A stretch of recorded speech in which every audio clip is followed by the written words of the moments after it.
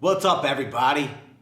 Do you have a piece of trim you need to round over? Maybe you're making a custom window stool or sill and you need to put that nice little edge on the end of your piece of wood. But you say to yourself, man, I never used a router before.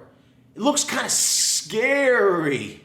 Well, today we're going to show you how simple it can be.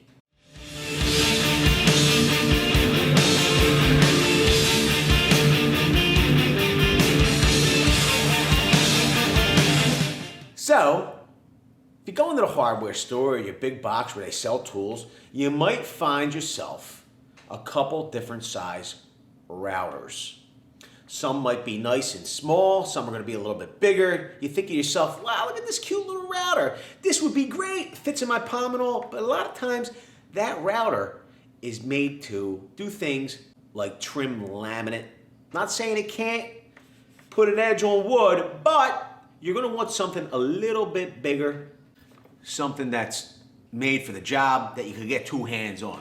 Let me show you what I'm talking about. For putting edges on wood, running different router bits, you're going to want to go with something like this Bosch router. It's a full-size router, has nice big handles. You can really get your hands on it and guide it along your piece of molding or trim or wood. Like I said, you're going to be seeing something like this little palm router from Makita, and this is a great router, but for extended rounding purposes, like putting an edge on wood, you're going to want to be using the bigger brother here.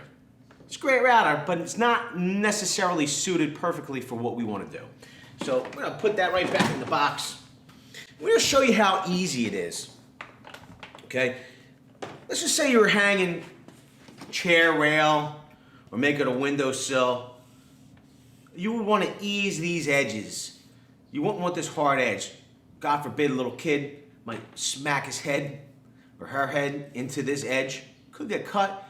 So a lot of times we'll ease these edges, especially when we're working in school. And all you need to do that is a simple round over bit. Let me show you what that is. The most important part and first step is to make sure that your router is unplugged. To accomplish this rounding over at the edge, all we're going to use today is this simple 1/4 inch round over bit. Okay? You're going to get your router and turn it over. You're going to see that the router bit fits in here, the collet. Okay, it fits in here. All right, so what we're going to do is we're going to make sure that our collet is loose. Okay, we're just going to loosen up this bolt. Okay, if it's tight, your router is probably been supplied with 2 wrenches. So you would want to attach the first wrench to the shaft from the motor and then loosen the nut on your collet. Now that your collet nut is loose, what you're going to do is you're going to grab your router bit. You're going to insert it.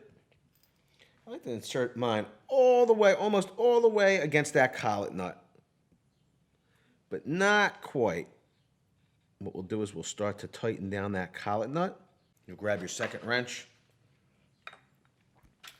Okay. You'll have one on the shaft from your motor and then one on your collet nut. And you're gonna torque down on that collet nut so that your router bit won't move. This router is going to be spinning extremely, extremely fast. Okay, so you want to make sure that your collet nut is really, really snug and tight. Otherwise, that bit can come loose. Now, we want to adjust the depth of the router. There's going to be your main depth adjustment that will allow you to move the router base up and down pretty easily. Once you're close to the depth that you want, a lot of routers will include a fine depth, very fine adjustment, okay? You can then make a more accurate adjustment. Okay, if we're looking to just round that edge over, you could kind of just take a look and see, once you think you have what you need, you lock down your adjustment. But I feel that the way to get the most accurate idea of what your cut's going to look like is to run the router over the wood in a small area and do a test run. Make your fine adjustments, and then go about using the router to cut the edges on the bulk of your wood. So just do a little test run. It's like when you have to use a cleaner, like a carpet cleaner. Do it in an inconspicuous spot before spraying it all over. That's what we're going to do. We're going to do a small test run to see how our edge looks. If we like the way it looks, we'll do the entire piece of wood.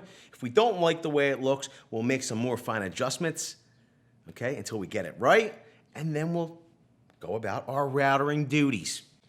So at this point, whatever you're going to be routering or putting an edge on, you're going to want to clamp it down and make sure it's pretty doggone secure. Also, when you turn, I want to warn everybody, this router spins so quickly. I mean, so fast. When you turn this router on, the motor's going to be spinning so fast, it's going to create a lot of force. You're going to want to have both hands on the tool, okay? Especially the first time you turn it on. It'll probably shock you of how much force can be felt in this tool. It could get away from you, it could hurt you, it could hurt somebody else. So both hands on the wheels, both hands on the wheels. So at this point, if you're ready to go, you want to make sure that your tool is off, okay? Put it in a safe position. You're going to plug your tool in. Make sure you have plenty of cord length. You need enough cord length to move around your material, okay? I also, because you're going to be moving with the tool, I like to kind of tie off my cord, because if you're trying to pull on the cord, you don't want the connection to come loose halfway through your duty. The other thing that I like to do is, when I'm actually going to be working with my router and moving along the wood, I like to kind of wrap the cord over my shoulder. This way, it's carried along with my tool, and I have plenty of slack to move my arms and move around with the tool, okay? Also, on your base here, you'll notice there is an arrow. When routering, because there is so much force, you're going to want to make sure that you're cutting in the direction this arrow is telling you. Otherwise, if you're moving against that arrow, the wrong direction, your cuts aren't going to be as clean. We have our piece of trim here. It's clamped down to a 2x4 or a 2x3. And then our 2x3 and our piece of trim is clamped down to our sole horse. So it should hold this steady for demonstration purposes. Like I said, you're going to want to have the cord wrapped over you. And we're just going to do a little test section here to see about how our depth is set. Okay, so you're going to place your router on your piece of work, close to the edge where you need to be. Right? Then I like to turn my router on and then move into my work gradually. Okay? And there's no speed contest. Also, I like to make sure my speed, your router may have a speed setting. For general cutting purposes, set it all the way up. Okay? So, we're going to start our router. It's going to become very noisy. You're probably not going to be able to hear me. You're going to want to definitely put on safety goggles. And you might even consider putting some earplugs or ear protection on.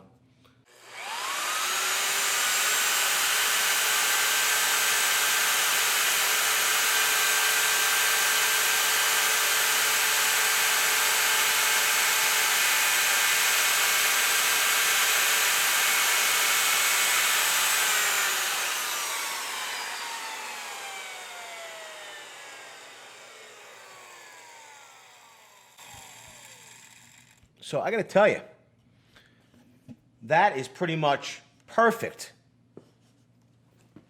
for our purposes. There's no real sharp corner. We took that edge off, but we'll make a fine adjustment anyway, just so you can see the difference of what this round over bit can look like. We raised it up a little bit. Same thing. We'll start away from the piece of molding, and then we'll move into our work.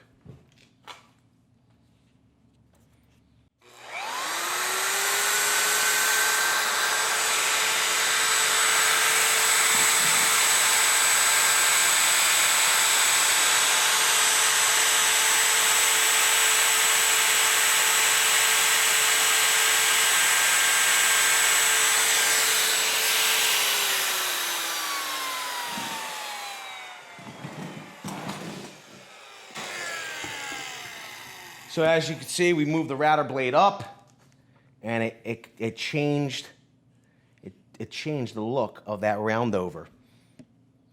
Okay, the edge here at the front is a little bit sharper in my opinion. It's not rounded over as much. The edge is eased quite a bit less.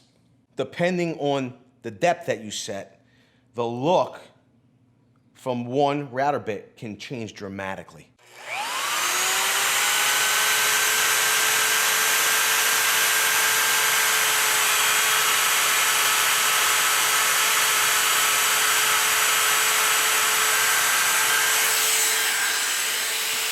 Now you can see the big contrast. It's much more rounded over here at the top, okay?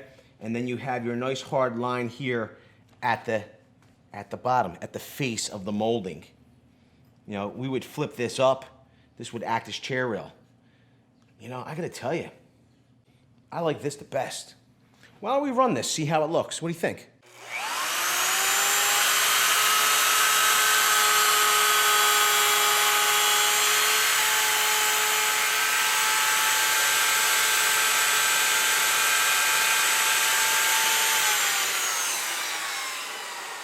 Now,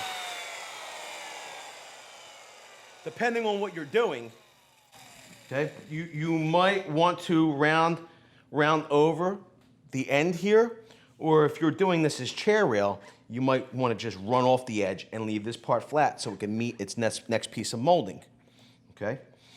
But if you are rounding over the side, all you need to do is ride past, and then you could come back in contact with this edge and then go back and forth to clean up your corner. I could demonstrate that if you'd like. What do you think? Yep.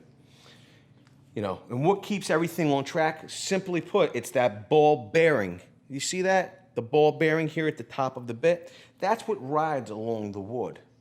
Okay, keeps everything uniform. Pretty cool. So what we would do is, we'll turn our router on. We're gonna ride past. We're gonna come around the corner. The router's not gonna leave the work. It's not gonna leave the work, or it's not gonna leave the piece of molding. I'm gonna leave it on there, but the router blade will come out of contact, we'll come back in, and then we'll be able to move back over. Okay? Let's take a look at how that kind of happens, all right? So I'm gonna turn our router on.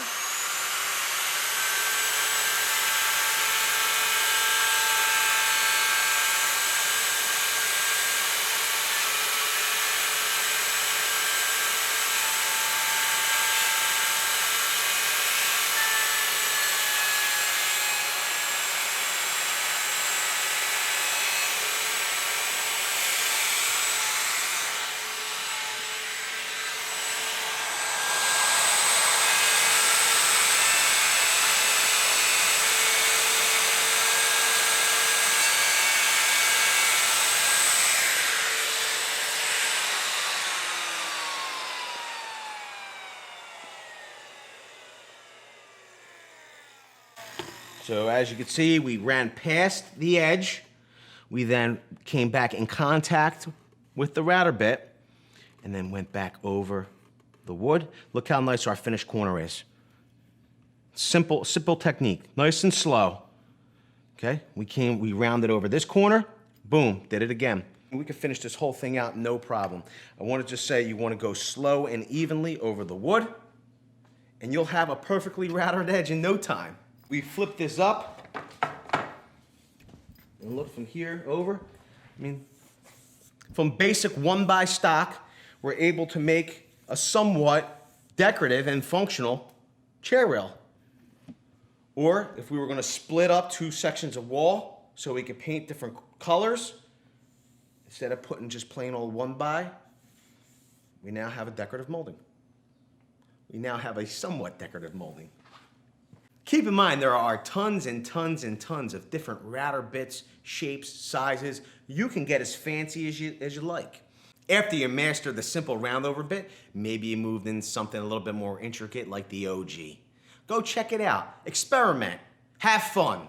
So I hope you like this introduction video into how to safely and effectively use a router. If you like this video and it helped you overcome the fear of using the pretty cool tool, smash that like button. If you like simple how-to videos, you like our style, and you like interacting and learning from the people on the other side of the camera, get subscribed. Smash that bell notification, crack it like the Liberty Bell. You know, we're from Philadelphia. Why do you want to crack that bell notification? Because we're always going live. We upload videos daily and we constantly do giveaways. So you're going to want to be notified when these activities happen from the very cool guys. I hope this video helped some of you out there today. If it did, leave it down in the comments section below. Also, if you have questions about routers, the different size routers, what else you could do with a router, leave them down in the comments section below. If it's a great comment, or it's a great idea, we might even make a video based on it. With that, thank you very much, and have a great day, everybody. Did you like that video? Wondering what to watch next? Well, why don't you click over here and watch this video? Or click over here and watch this video. If you really like our content, we hope you consider getting subscribed by clicking right here. Thanks a lot, and have a great day, guys.